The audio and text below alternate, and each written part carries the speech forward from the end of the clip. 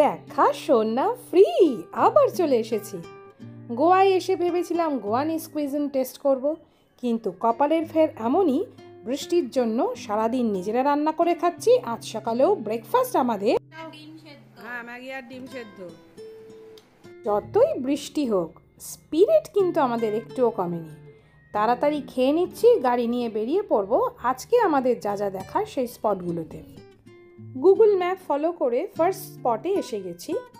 এইখান থেকে বোটস ছাড়ে ডলফিন পয়েন্টে যাওয়ার জন্য, কিন্তু গোয়াতে যেহেতু বৃষ্টির জন্য রেড অ্যালার্ট জারি করা হয়েছে, সেহেতু এখন কোনো বোট ছাড়ছে না। আবার বৃষ্টি আমাদের কাছে একটা বাধা হয়ে দাঁড়িয়েছে। রাস্তাটা দিয়ে হাঁটতে খুব ভালো লাগছে এখন, কারণ ভীষণ জোরে হাওয়া দিচ্ছে। মনে হচ্ছে যেন মেঘ সব উড়ে চলে যাবে, কিন্তু আসলে তা না, মেঘ টেনে আনছে হাওয়া। এটা একটা পুরোপুরি নিম্নচাপের একটা ঝোড়ো হাওয়া। আমরা আবার গাড়িতে উঠে যাব বলেই ঠিক করলাম।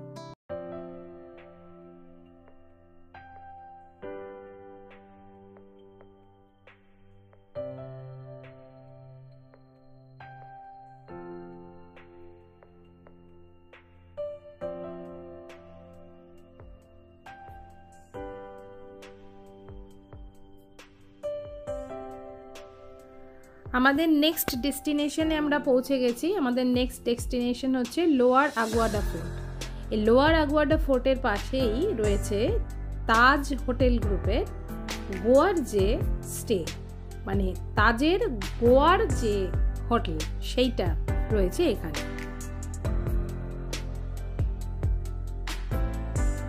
তাজ গ্রুপের হোটেলের লোকেশনটি সত্যিই ঈর্ষণীয়। এত সুন্দর লোকেশন, সামনে সি বিচটা যেমনি অসাধারণ, এবং বোঝাই যাচ্ছে এটা আজকে মেঘলা দিন বলে সমুদ্রের রং কালো লাগছে। এটা অন্য দিনে এটা পুরো নীল সমুদ্র এবং নারকেল গাছের সারি, অপূর্ব সমুদ্র সৈকত বলতে যা বোঝায়, এক কথায় ঠিক তাই।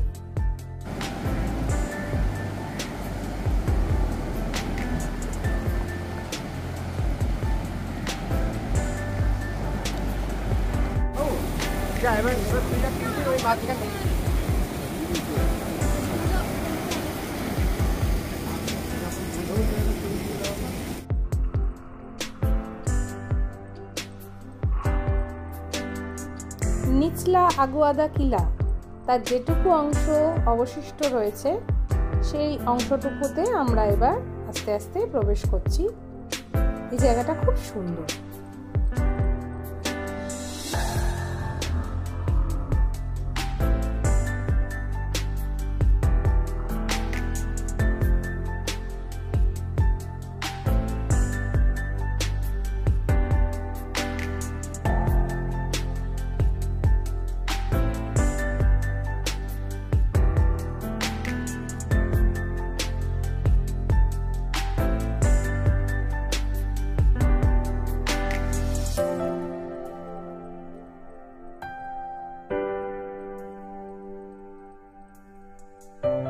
ওই দূরে হোটেল তাজ।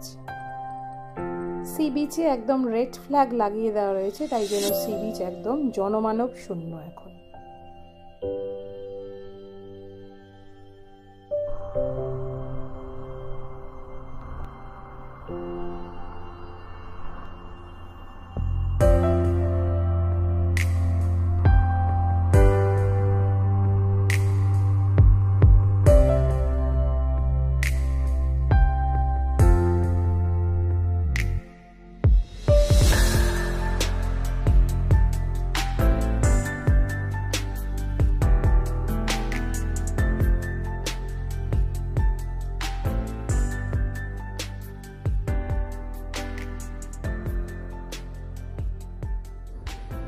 আগুয়াডা শব্দটি একটি স্প্যানিশ শব্দ। এর অর্থ কিন্তু ওয়াটারিং প্লেস অথবা ওয়াটার কাছাকাছি আর কি। ল্যাটিন ওয়ার্ড অ্যাকোয়া, এটা মানে আমরা জানি ওয়াটার। ল্যাটিন যে ইউরোপিয়ান আদার ল্যাঙ্গুয়েজেসের মাদার, সেটা এই শব্দটা শুনলে বোঝা যায়।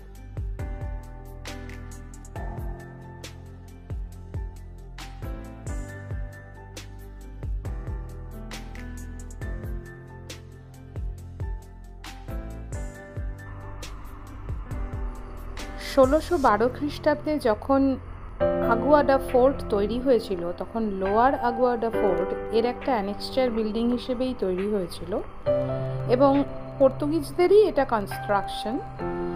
এটা তৈরি করেছিল যে সমস্ত জাহাজ ইউরোপ থেকে আসতো তাদের সেই জাহাজগুলোতে ফ্রেশ ওয়াটার ভরার জন্য, এবং জাহাজগুলোর রেস্টিং প্লেসও ছিল এই লোয়ার আগুয়াডা ফোর্টের আশপাশ।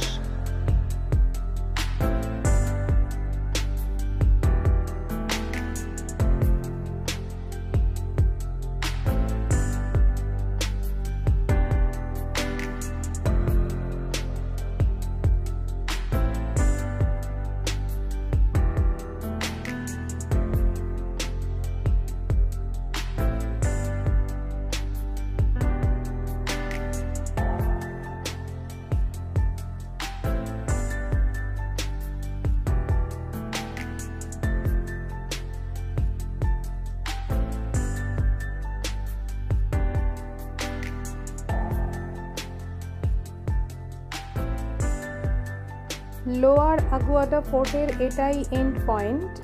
এইখান থেকে আর উপরে যেতে দেওয়া হয় না বা আর কোথাও যেতে দেওয়া হয় না, এবং এই জায়গাটাকে কাঁচ দিয়ে, মানে যেখানে স্টোন ওয়ালের মধ্যে গ্যাপ আছে সেখানে কাঁচ দিয়ে এটা প্রোটেক্ট করা আছে যাতে কোনোভাবেই কোনো রকম দুর্ঘটনা না করতে পারে। এই জায়গাটা খুব সুন্দর। এখানে এটা একটা এন্ড আর কি, সমুদ্র এখান থেকে শুরু।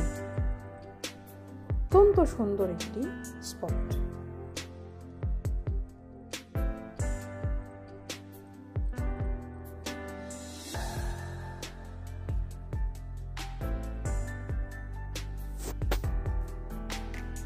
দূরে সমুদ্রের মধ্যে একটি জাহাজ দেখতে পাচ্ছি, অনেক দূরে।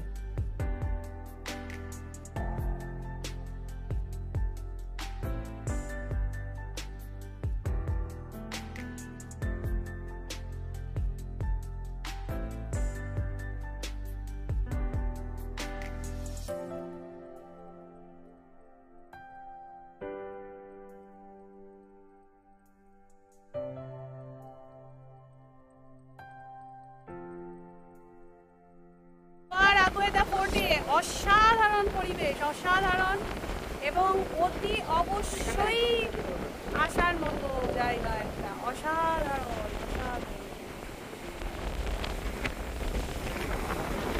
হচ্ছে যে ফোনটা না উড়ে চলে যায়, একদম হাওয়া। না এখানটায় মিডিলে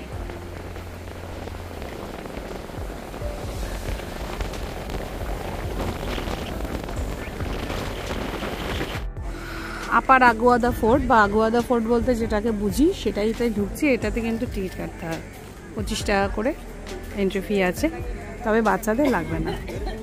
গুগল ম্যাপেই দেওয়া আছে। ঠিক আছে।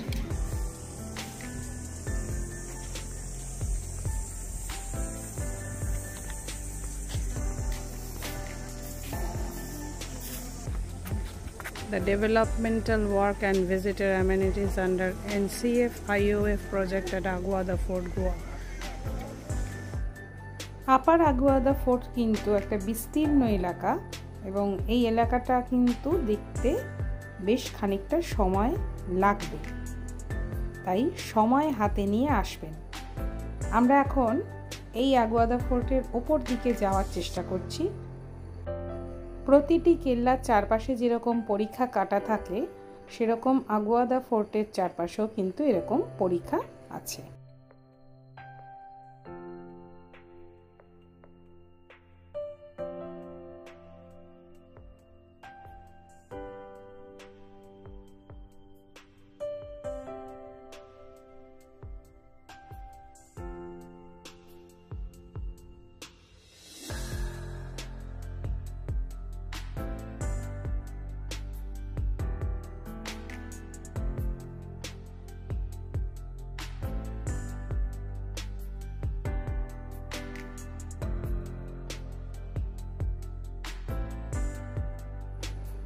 এখানে মূলত দুটো জিনিস দেখার আছে, সেটা হচ্ছে সেই 1612 খ্রিস্টাব্দে তৈরি হওয়া একটি লাইট হাউস।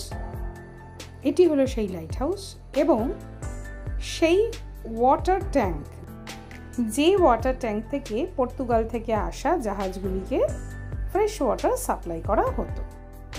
ভারতে এসে পর্তুগিজরা এই ফোর্টটি তৈরি করেছিল কিন্তু মূলত দুটি শত্রুপক্ষর সঙ্গে লড়াই করার জন্য। একটি হলো তাদের ইউরোপীয় প্রতিবেশী ডাচ এবং এখানে অর্থাৎ ভারতবর্ষে তাদের প্রতিবেশী মারাঠা। এই দুজনকে ঠেকানোর জন্য কিন্তু এই ফোর্টটি তারা তৈরি করেছিল।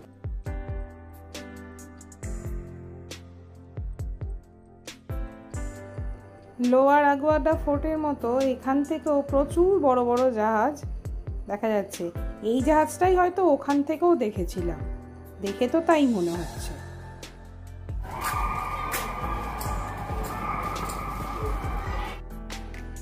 এই বিরাট যে লাল রঙের একটা চৌকো এরিয়া দেখতে পাচ্ছি, এটিই কিন্তু সেই ওয়াটার রিজার্ভার বা ওয়াটার ট্যাঙ্ক যেখান থেকে জাহাজগুলোতে ফ্রেশ ওয়াটার সাপ্লাই করা হতো। এখানে কিন্তু চিৎকার করে ডাকলে বেশ ইকো হচ্ছে। এই ট্যাঙ্ক, হ্যালো। এটা হচ্ছে আপার আগুয়াদা ফোর্টের জেলখানা অংশটি, যে অংশটিতে এখন আর প্রবেশ করা যায় না। বিস্তীর্ণ একটি এরিয়া।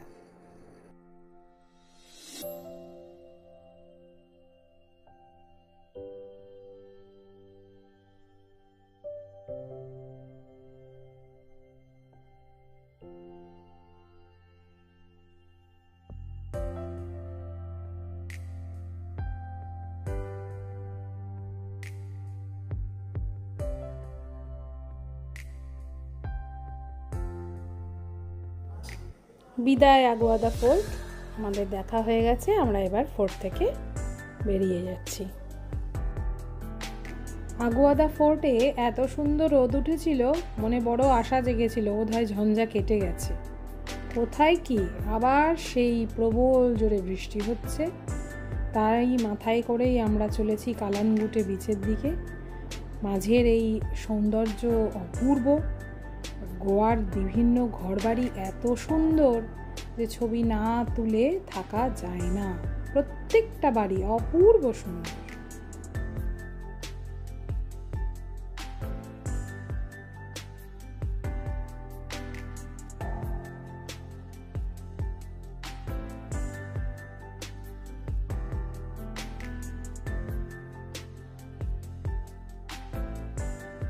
প্রবল জোরে বৃষ্টি হচ্ছে, প্রবল ঝোড়ো হাওয়া, সাংঘাতিক ঝোড়ো হাওয়া। কালানগুটে বিচে গোয়াতে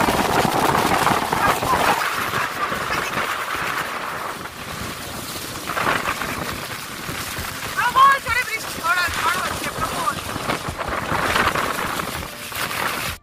কালানগুটে বিচে প্রবল ঝোড়ো হাওয়ার মধ্যে আমরা। প্রবল ঝোড়ো হাওয়া, প্রবল প্রবল প্রবল। ভাবতে ভাবতে কেউ কত ঝড় হচ্ছে এখানে। সবাই রেনকোট কিনলাম 100 টাকা দিয়ে, সবগুলো প্রবল ঝড়ের মধ্যে।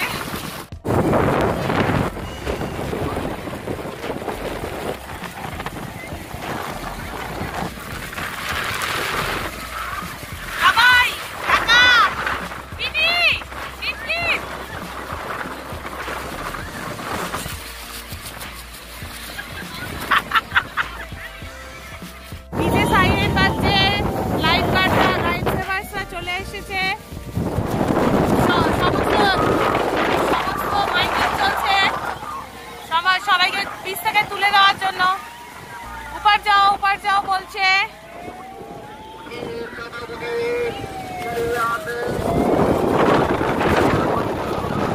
মাইকিং হচ্ছে, সবাইকে উপরে তুলে দেওয়া আছে।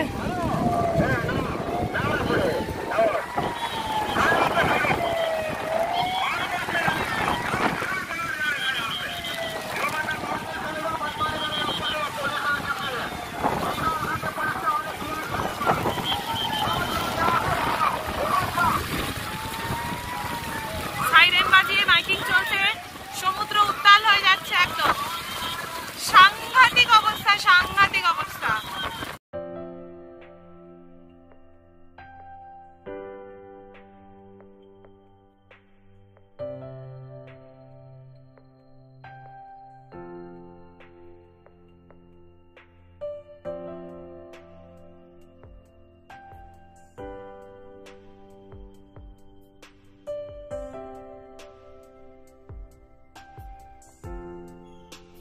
বিকেলে বেরিয়ে পড়েছি পানাজি শহরে দেখবার জন্য। বিভিন্ন ক্যাসিনোর পাশ দিয়ে এখন চলেছি। ক্যাসিনোতে আমরা ঢুকিনি।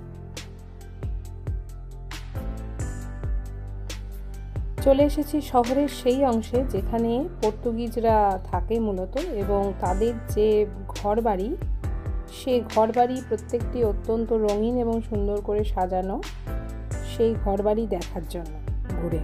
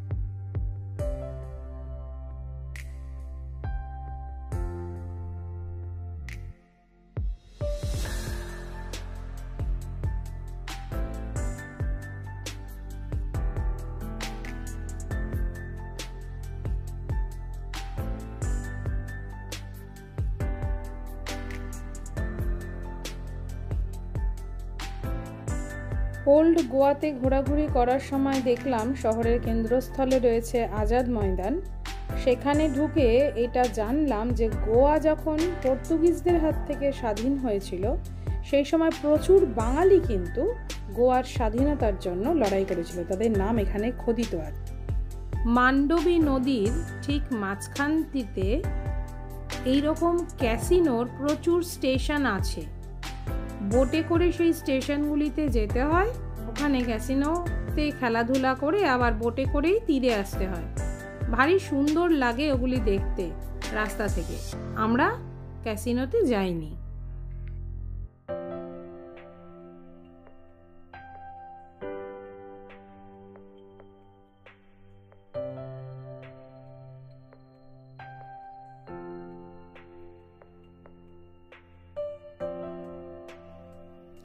এটা হলো পাঞ্জিম জিমখানা গ্রাউন্ড।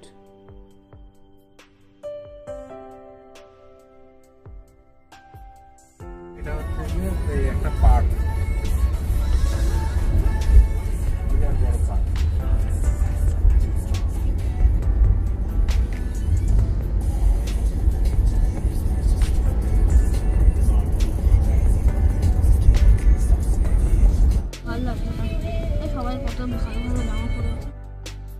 সব গোয়ানি কুইজিনের নাম। কত ইচ্ছা খাওয়ার, জানি না খেতে পারবো কিনা। চলেছি ডোনা পাওলার দিকে। ডোনা পাওলাতে যেতে গেলে নিজেদের গাড়ি একটা জায়গায় পার্ক করে রাখতে হবে। পার্ক করে রেখে ওই পথটুকু হেঁটে যেতে হবে। খুব সুন্দর সুন্দর বাড়ি চারপাশে দেখা যাচ্ছে, যেতে ভালোই লাগলো বেশ।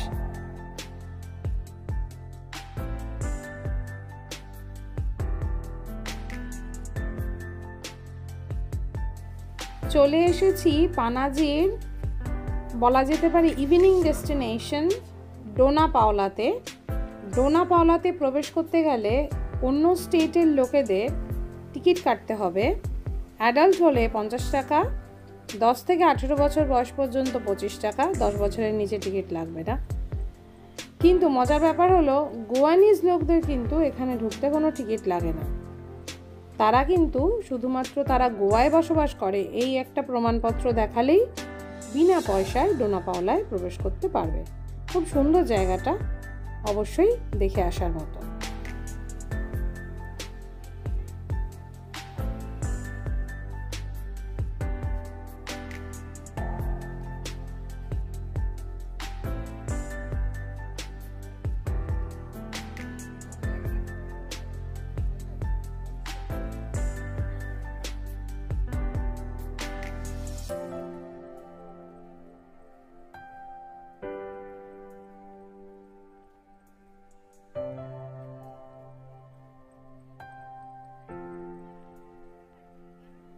আমার কেন জানি না সমুদ্রকে দেখে মনে হচ্ছে আজ ওয়েদার খারাপ বলেই, দেখুন এখানেও লাল পতাকা লাগানো আছে, আজ ওয়েদার খারাপ বলেই হয়তো সমুদ্র এতটা উত্তাল হয়ে আছে। এখানে উত্তাল একদম সমুদ্র দেখতে পাওয়া যাচ্ছে।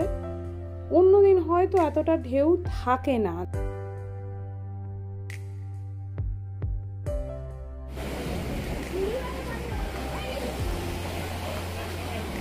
সাংঘাতিক উত্তাল এখানে সমুদ্র, আনবিলিভেবল। আজকের ওয়েদারের জন্য মনে হচ্ছে আরও হয়েছে। মাঝে মাঝে ঢেউ এসে আছড়ে পড়ছে ডোনা পাওলার এখানে।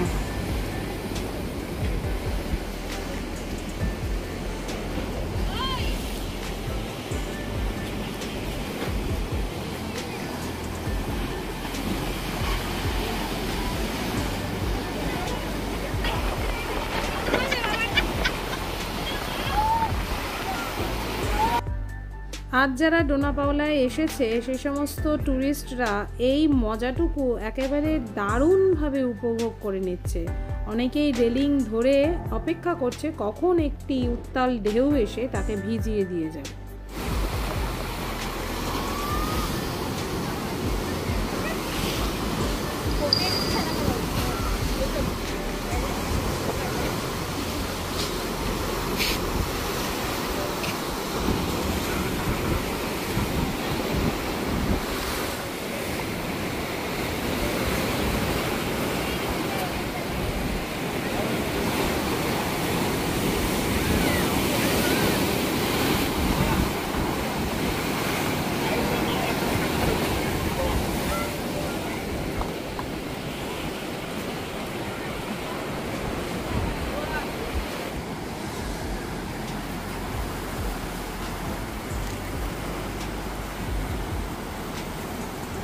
আর একটা জোরে নামবে।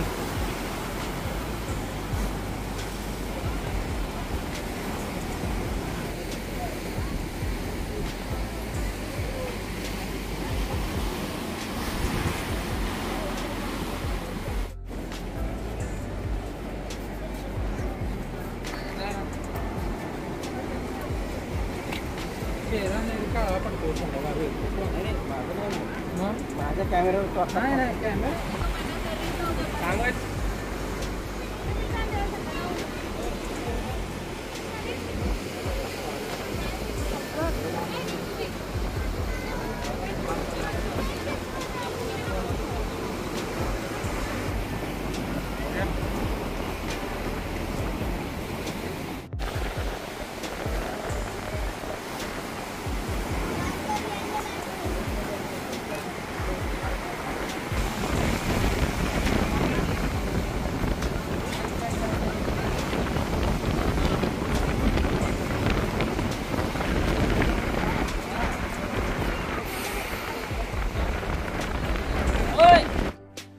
সন্ধ্যা নেমে এসেছে, দূর থেকে আলোয় আলো গোয়ার পানাজি শহর অপূর্ব সুন্দর দেখাচ্ছে। এবার আমাদের ফিরতে হবে। ডোনা পাওলার থেকে ফেরার সময় পথের ধারের ফুটপাথের রেস্টুরেন্টে একটু কিছু খেয়ে নিলাম।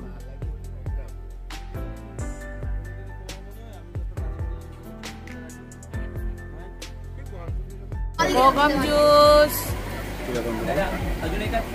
এই দেবে না একদম। Cheese corn pita, pizza. Vada pav খেতে ভালো লাগে। চিকেন পিজা, বিবিকিউ, চিকেন বিবি।